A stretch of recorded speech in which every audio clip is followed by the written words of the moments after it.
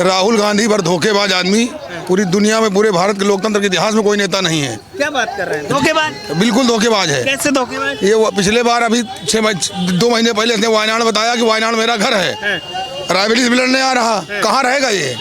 वायनाड भाग छोड़ेगा कि रायबरेली छोड़ेगा? धोखा नहीं है। अमेठी में इनके अम्मा जीती, बप्पा जीते, चाचा जीते, और उसके बाद एक बार हारा भाग गया छोड़ के। धोखेबाज नहीं है, बताइए। और क्या? राहुल गांधी भरोसा नहीं? बिल्कुल भरोसा नहीं, 1% भरोसा नहीं। भारत के लोकतंत्र में उससे बड़ा धोखेबाज नेता कोई नहीं है। बता तो रहे हैं आपको, लोकतंत्र में हार और जीत 2 ही पहलू हैं। अगर उनकी मम्मी जीते, पापा जीते, चाचा जीते, और एक बार मान लो और जनता ने हरा दिया, तो जिसको बताते हैं अमेठी हमारा परिवार है, उसको छोड़ के भाग गए वायनाड। अब वहाँ भी 15 दिन पहले नामांकन किया, बताया वायनाड हमारा परिवार है।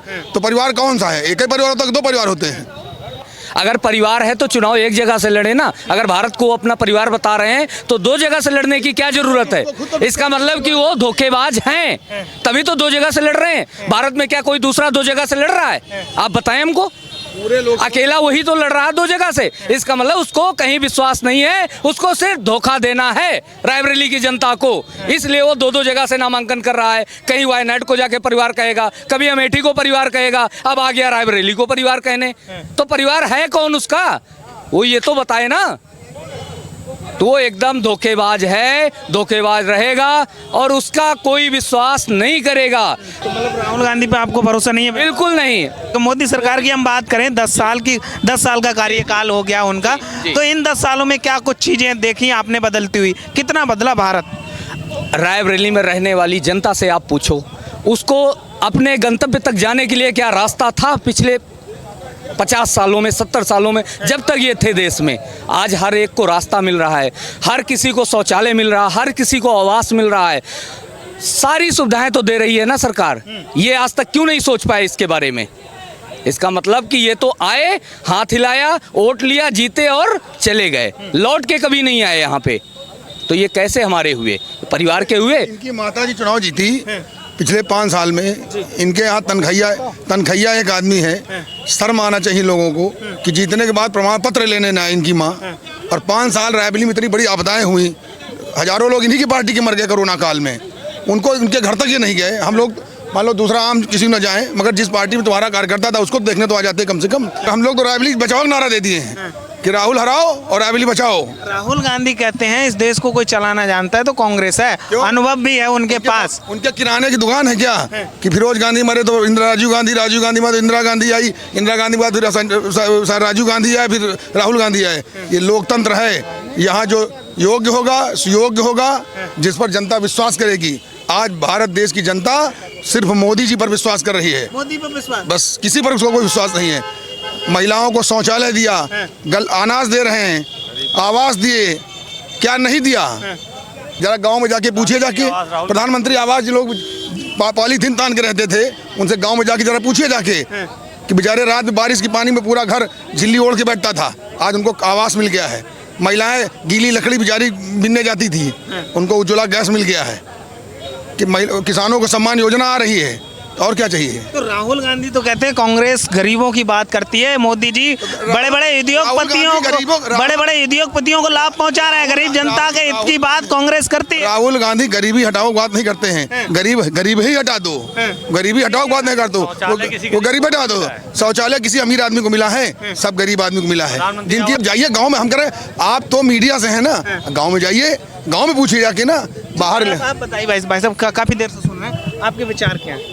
भारतीय जनता पार्टी एक मुश्त यहाँ पे जीत रही है। 80 पे 80 का टारगेट, एकदम 100% 80 सीट, 80%। क्या देख के बोल रहे हैं महाराज? अखिलेश भी दावा ठोक रहे हैं, कह रहे पकड़ हमारी भी मजबूत है। अरे जनता के जो काम हुए हैं, जनता को जो धरातल में आयुष्मान कार्ड मिला हुआ है, लोगों की दवाएं फ्री हो रही हैं, लोगों को आवास मिल रहे हैं। हमारे यहाँ 160 आवास मिले हैं गरीब, 160 आवास, और 55 कैटल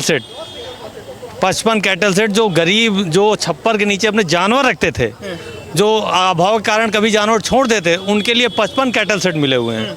ठीक है, इस तरह की सुविधाएं दे रहे हैं, सरकार मुफ्त में दे रही है, एक पैसे का कहीं कोई लेन देन नहीं होता। नहीं, पिछली सरकारों में 20-20 हज़ार कॉलोनी में ले लेते थे भैया। लोगों ने देखा कि नरेंद्र मोदी के नेतृत्व भारत विकास की ओर बढ़ रहा है, पूरे विश्व में भारत को सम्मान मिल रहा है, भारत की संस्कृति पूरे विश्व में जाकर मानवता और नैतिकता का संदेश दे रही। कोई किसी को क्यों सम्मान देगा, उसके पीछे कहीं ना कहीं कुछ कारण होगा ना। नरेंद्र मोदी ने, आप लोगों ने देखा होगा, दुबई के जो वहाँ के बादशाह मंदिर बनाने की जगह देते हैं, वहाँ मंदिर बनता है, तो कहीं हम किसी के विनाश की बात नहीं करते, हम सदैव लोक कल्याण की बात करते हैं। हम हमारे यहाँ कभी भी सनातन धर्म का कोई कार्यक्रम होता है तो हम यही नारा लगाते हैं, विश्व का कल्याण हो, वसुधैव कुटुंबकम के भाव को आत्मसात करते भारतीय जनता पार्टी बढ़ रही है। उसके नायक सेनापति नरेंद्र मोदी बढ़ रहे हैं, इसीलिए भारतीय जनता पार्टी बढ़ रही है। और राहुल गांधी को तो भारतीय संस्कृति, सभ्यता और भारत की दर्शन का बोध ही नहीं। जिस व्यक्ति को भारत की संस्कृति, सभ्यता और दर्शन, राम की मर्यादा का बोध ही नहीं है, वो कैसे देश की राजनीति करेगा, कैसे देश चलाएगा।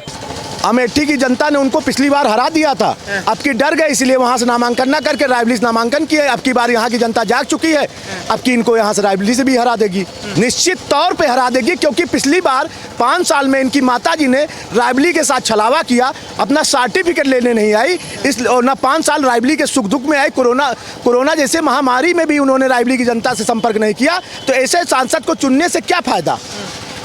हम सबके बीच में, हम सबके सुख दुख के साथी माननीय राज्य मंत्री दिनेश प्रताप सिंह जी रायबरेली के बेटे के रूप में आज नामांकन किए। भारतीय जनता पार्टी के कार्यकर्ता और रायबरेली की जनता उनको भारी बहुमत से जिताएगी। इस बार निश्चित 2024 के चुनाव में रायबरेली से भी कमल खिलेगा। तो राहुल गांधी भरोसा नहीं है आपको? राहुल गांधी को रायबरेली की जनता पर भरोसा नहीं है तो हम लोगों को कैसे उन पर भरोसा हो जाता। अगर रायबरेली की जनता पर भरोसा होता तो पहले यहाँ के नामांकन करते, वायनाड से वो नामांकन नहीं करते। तो देश की जनता की हित की बात करते हैं, आप जैसे लोगों की बात करते हैं, देश को बदलने की बात करते हैं। 5 साल के पहले अमेठी में सांसद थे, अमेठी का विकास आप देख चुके हैं। उसके बाद 5 साल स्मृति ईरानी सांसद रही हैं, वहाँ जाइए, सड़कों का जाल बुन चुका है। रायबरेली में उनकी माता जी ने क्या किया है आप खुद देख लीजिए, आप रायबरेली में पता कर लीजिए। इस बार रायबरेली की जनता उनको हरा के निश्चित ही भेजेगी। मोदी सरकार प्रत्येक व्यक्ति को लाभ दिया, ऐसा कोई व्यक्ति नहीं जिसको वो लाभ ना मिला हो, चाहे राशन के रूप में हो, चाहे किसान सम्मानित के रूप में हो, चाहे शौचालय के रूप में। ग्रामीण स्तर पर जाके मोदी सरकार ने काम किया है, इसीलिए रायबरेली के साथ अब की जो है मोदी सरकार फिर एक बार बनने जा रही है और रायबरेली में भी कमल खिलेगा। देखिए, राहुल गांधी कहते हैं कि ये जो सरकार है ये बांटने का काम करती है, भेदभाव करती है, जनता के हित में कुछ हुआ नहीं है इस सरकार में। इन सालों में देश को बर्बादी के कगार पे ला के खड़ा किया है मोदी सरकार। मोदी सरकार ने कहीं बांटने का काम नहीं किया है, कहीं जो है हिंदू मुस्लिम देख कर जो है लाभ नहीं पहुंचाया है। जो लाभ हिंदुओं को मिला है वही लाभ मुस्लिमों को मिला है, वही ईसाइयों को मिला, सबको बराबर सम्मान मिला है। इसमें कोई भेदभाव का काम नहीं किया। केवल यही लोग जो है फर्जी सिपुआ गांठ कर अपनी राजनीति की रोटी सेक रहे हैं। क्या कहेंगे सर, राहुल गांधी ने जो नामांकन भरा कैसे देखते हैं? रायबरेली की जनता क्या सोचती है इसके? रायबरेली की जनता का इनके प्रति विश्वास खो चुका है। हो चुका है? हाँ बिल्कुल। क्यों? इसलिए कि ये एक बार चुनाव लड़ने आते उसके बाद यहाँ से चले जाते हैं। अमेठी से चुनाव हारे, वायनाड चले गए। वायनाड में खुले मन से इन्होंने कहा वायनाड ही मेरा परिवार है। तो जब वायनाड ही परिवार है तो रायबरेली में क्या है इनका? मुस्लिम लीग के साथ वहाँ पर अपना गठबंधन करके चुनाव लड़ते हैं और यहाँ आते हैं, यहाँ कहते हैं हमारा परिवार है। यहाँ कोर्ट के ऊपर जनेऊ पहन लेते हैं, तो कोर्ट के ऊपर जनेऊ पहन के आडंबर करके कोई थोड़ी ना परिवार बन सकता है। अच्छा, 10 साल की हम मोदी सरकार की बात करें तो क्या विकास हुआ इन 10 साल? 10 साल में मोदी सरकार ने इंफ्रास्ट्रक्चर पे बहुत बड़ा विकास किया है। रोडों का जाल बना दिया है, जो पहला विकास होता है जिसकी वजह से स्टार्टअप आते हैं, जिसको बड़ी बड़ी फैक्ट्रियाँ लगती हैं। अगर संसाधन होते हैं, रोड मार्ग सही होता है, तभी उनका आना जाना हो पाता है। दूसरी चीज़, रक्षा के क्षेत्र में बहुत बड़ा काम उन्होंने किया है। रक्षा के क्षेत्र में अब तक इतना बड़ा काम नहीं किया। मनमोहन सरकार जब राफेल लाने का नंबर आया था तो कह रही थी पैसे पेड़ पे नहीं उगते हैं। मनमोहन जी का आपने सुना होगा वक्तव्य में, और मोदी जी वो सब कुछ कर रहे हैं। राफेल भी ला कर दिया, और सबसे बड़ा प्रमाण मोदी जी ने मजबूती का ये दिया है कि घुसकर पाकिस्तान में आतंकियों को मारा है, जो आज तक नहीं कर पाए कांग्रेस वाले। हाँ, आज तक कांग्रेस वाले नहीं कर पाए। 1965 में गुजरात के मुख्यमंत्री का हवाई जहाज उड़ा दौरे के लिए, और उधर से फाइटर प्लेन उड़ा उसका पाकिस्तानी फौज का, और उसने उस हवाई जहाज को मार गिराया। लेकिन भारत सरकार ने पूछा तक नहीं उनसे। उन्होंने एक वक्तव्य दिया पाकिस्तान ने कि हमारा जो है गलती से हो गया। उसके बाद कोई एक्शन नहीं लिया गया उनके ऊपर। कहते हैं कि ये जो सरकार है तानाशाही चल रही है, देश को बचाओ, मोदी को हटाओ, ये सिर्फ राहुल गांधी और विपक्षी पार्टियां जो देश हित के बारे में नहीं सोचती, उन्हीं का नारा है। रायबरेली की जनता, देश की जनता जानती है और देश की जनता मोदी जी के साथ है। फिर एक बार मोदी की सरकार बन रही है। मोदी जी के साथ, मतलब वजह क्या है इसकी? मोदी जी ने काम किया है। आज हमारा देश विश्व गुरु बनने की तरफ जा रहा है। ये हमारे लिए गर्व की बात है। पाकिस्तान, हमारा सबसे विरोधी देश पाकिस्तान डरा सहमा है, वहाँ भुखमरी की कगार पे आ गई है। इसके पहले जब कांग्रेस की गवर्नमेंट होती थी तो ये लोग पाकिस्तान की मदद करते थे।